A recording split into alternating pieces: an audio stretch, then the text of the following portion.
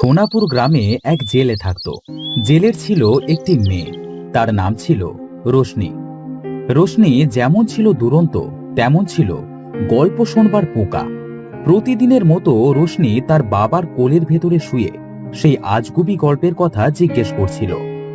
বাবা, ও বাবা, তুমি আমাকে একটা মাছের গল্প শোনাও না বাবা।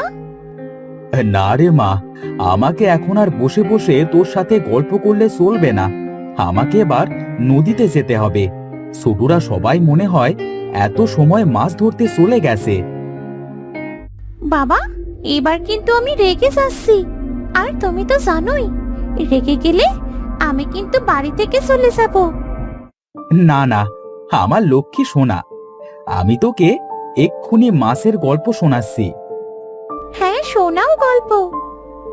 একটা নদীতে বাস করত অনেকগুলা মাছ।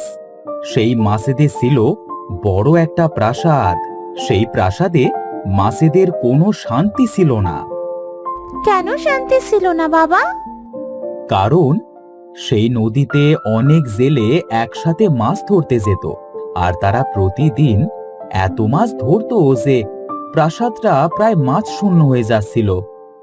খুবই দুঃখের কথা বাবা, মাছেদের জন্য আমার খুব কষ্ট লাগছে। দুষ্টু বুড়ি একটা, এই বানানো গল্প শুনে তোকে আর কষ্ট পেতে হবে না। এবার আমি গেলাম, তোর মাকে বলিস বাবা মাছ ধরতে গেছে। আচ্ছা বাবা, যাও, আমি মাকে বলে দেব।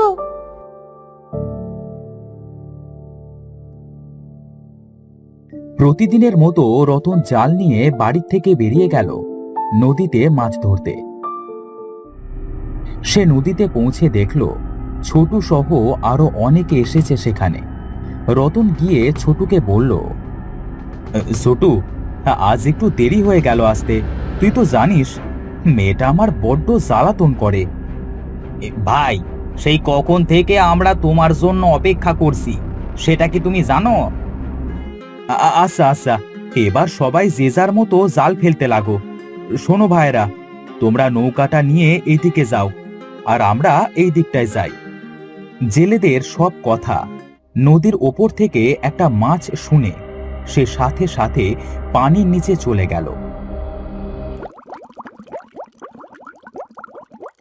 পানির নিচে তাদের মাছের প্রাসাদে গিয়ে মাছটি বলল, তোমরা সবাই সাবধানে দেখো, নদীতে অনেকগুলো জেলে এসেছে। তারা দুদল নৌকোয় করে দুদিকে ভাগ হয়ে গেছে। কি বলছো সোনালী মাছ? তাহলে তো আজ আমাদের প্রাসাদ থেকে বাইরে বের হয়ে যাবে না। আমরা সবাই চলো প্রাসাদের ভেতরে মাছরানীর কাছে গিয়ে কথাটা বলে আসি। তারা সবাই একসাথে মাছের রানীর কাছে গেল। মাছের রানী তাদের সবাইকে এক জায়গায় দেখে বলল, কি হয়েছে? তোমরা সবাই রাজসভায় কি করছো? রানীমা, নদীতে অনেক অনেক জেলে এসেছে মাছ ধরতে। আমাদের সবার প্রাণের সংকট রয়েছে, তাই আপনার কাছে জানাতে এসেছি যে আমরা এখন কি করব রানীমা। এই জেলেরা আমাদের পূর্বপুরুষ সহ আরো অনেক মাছ ধরেছে, তাই তো সবার নিরাপত্তার কথা ভেবে আমি এই মাছের প্রাসাদটা তৈরি করেছি। আজ থেকে তোমরা সবাই সাবধানে থাকবে। রানীমা, তাহলে আমরা খাবারের জন্য কি বাইরে বের হব না? জেলেরা যত সময় নদীতে থাকবে, তোমরা সবাই এই সময় মাছের প্রাসাদেই থাকবে, বাইরে বের হবে না। যখন চলে যাবে তখন খাবারের খোঁজে বের হবে, কেমন? এখন তোমরা এই প্রাসাদ থেকে বের হয়েও না, যে যার মতো প্রাসাদের ভেতরেই থাকো। নদীর সব মাছ সেই প্রাসাদের ভেতরেই থাকলো। যত সময় জেলেরা নদীতে মাছ ধরছিল তত সময় কেউ প্রাসাদ থেকে বাইরে বের হলো না। এদিকে জেলেরা একের পর এক জাল ফেলেও যখন তাদের জালে একটিও মাছ উঠছিল না, তখন তারা হতাশ হয়ে বসে পড়ল। সেই কখন থেকে মাছ ধরছি, কিন্তু জালে তো একটা মাছও উঠছে না। আজ মনে হয় আমাদের জালে একটা মাছও উঠবে না। ভাই, আজ বাড়িতে ফিরে চলো, দুদিন পরে আসবো। এবার কিন্তু সকাল সকাল আসবে রতন ভাই। প্রতিদিন তুমি বড্ড দেরি করো কিন্তু। আচ্ছা আচ্ছা ভাই, তাই আসবো। এবার দিন যদি মেয়ে ঝামেলা করে তবে তাকে সাথে করেই আনবো। সেদিনের মতো সবাই যে যার মতো বাড়িতে ফিরে গেল।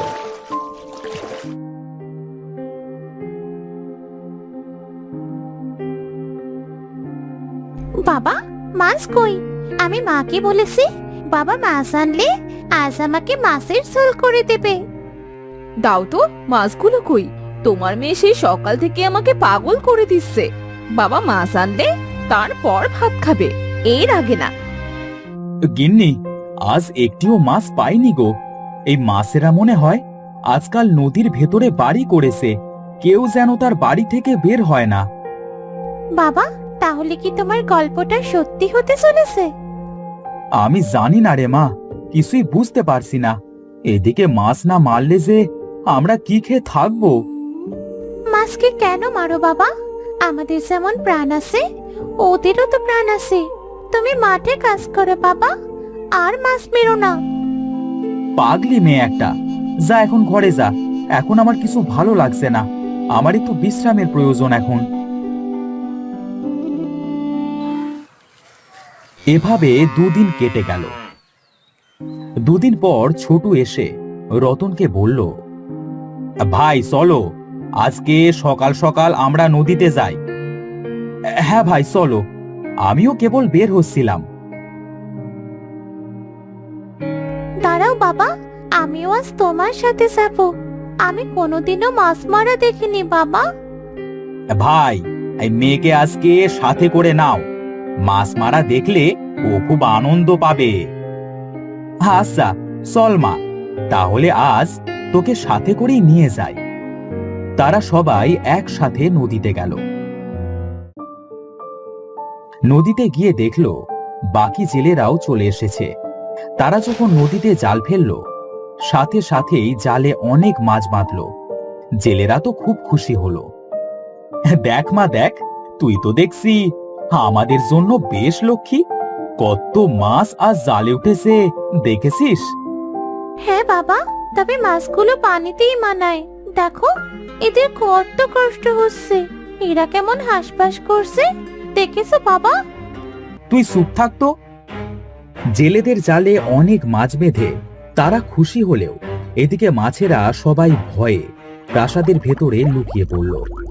মাছের রানী তাদের সঙ্গীদের এভাবে আটকে পড়তে দেখে বলল, তোমরা সবাই শোনো, এখানে কেউ লুকিয়ে থেকো না।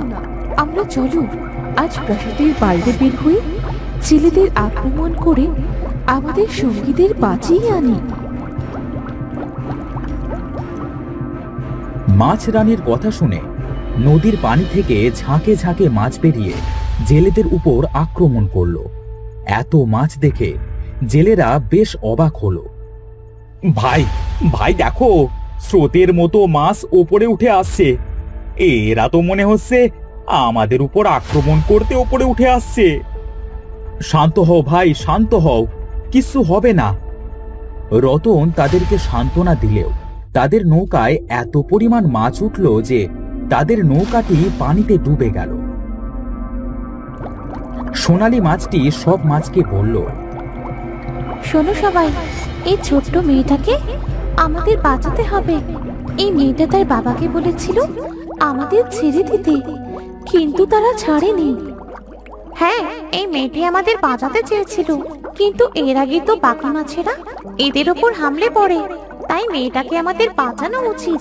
সবাই একে মাছের প্রাসাদে নিয়ে চলো। সবাই মিলে রোশনিকে নিয়ে মাছের প্রাসাদে চলে গেল। রোশনি তার চারিপাশে এত মাছ দেখে খুব ভয় পেল। তখন মাছের রানী রোশনিকে বলল, ভয় পেও না মেয়ে, তোমার কিচ্ছু হবে না। তুমি একটু সুস্থ হলে আমরা তোমাকে নদীর ওপারে রেখে দিয়ে আসবো।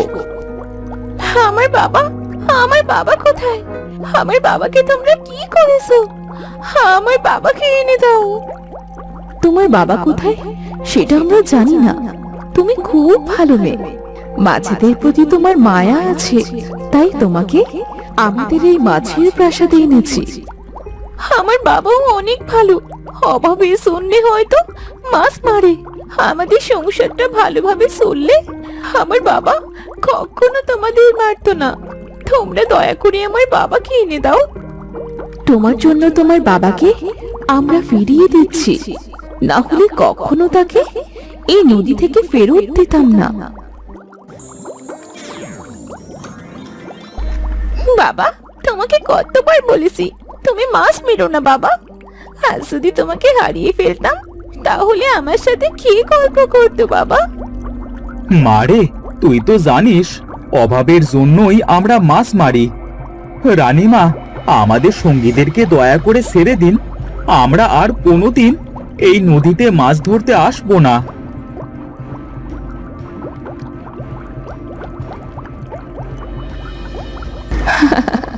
তোমরা চাইলে এখন থেকে এই নদী থেকে কেউ আর একটা মাছও মারতে পারবে না, কারণ গতকাল অমাবস্যার রাত চলে গেছে। সেই রাতে এই নদীর মাছেরা এক অলৌকিক শক্তি পেয়েছে। মানে তুমি কি বলতে চাইছো? এই নদীতে যেই মাছ আসবে সবাইকে মেরে ফেলবে? না, এই দেখো, তোমরা যেখানে আছো এটা একটা মাছের প্রাসাদ। এখান থেকে নদীর সব পানি এই মাছের প্রাসাদের ভেতরে চলে আসবে। মাছেরা এখন থেকে আর প্রাসাদের বাইরে যাবে না। হ্যাঁ, এর জন্য এখন থেকে কেউ আর নদীর মাছ ধরতে পারবে না। আজ থেকে এই মাছের প্রাসাদটা খুব বড় হয়ে যাবে, একদম নদীর সমান। নাও তোমার সঙ্গীদের। সঙ্গী হারালে কেমন লাগে এবার বুঝতে পেরেছো তো? জি রানীমা, আমরা বুঝতে পেরেছি। সোনালী মাছ, এদের সবাইকে একবার করে স্বর্ণের মুদ্রা দিয়ে দাও, যেন বাকি জীবনটা এরা সুখে কাটাতে পারে। মাছের রানী, তুমি তো অনেক ভালো, তোমাকে অনেক অনেক ধন্যবাদ। আমরা সারা জীবন তোমার কথা মনে রাখবো। হ্যাঁ মিষ্টি মেয়ে, এবার তোমরা আসতে পারো।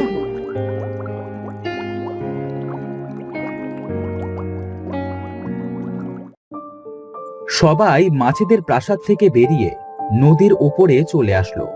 ছোটু হাঁপ ছেড়ে বলল, ভাই ভাই, আজ খুব বাঁচা বেঁচে গিয়েছি। আর কোনো দিন এই মাছ মারবো না। সবাই যে যার মতো বাড়ি চলো। চলো বাবা, এই স্বর্ণের মুদ্রা দিয়ে আমরা সারা জীবন বসে খেতে পারবো। মাকে গিয়ে আজ সব বলবো। দেখো, মা তোমার উপর খুব রাগ করবে। দুষ্টু বুড়ি, আর পাকা পাকা কথা নয়, চল এবার বাড়িতে চল। তারা সবাই যে যার মতো বাড়িতে ফিরে গেল। এরপর থেকে মাছের দেওয়া স্বর্ণের মুদ্রা বেচে তাদের বাকি জীবন সুখে শান্তিতে কাটতে লাগলো।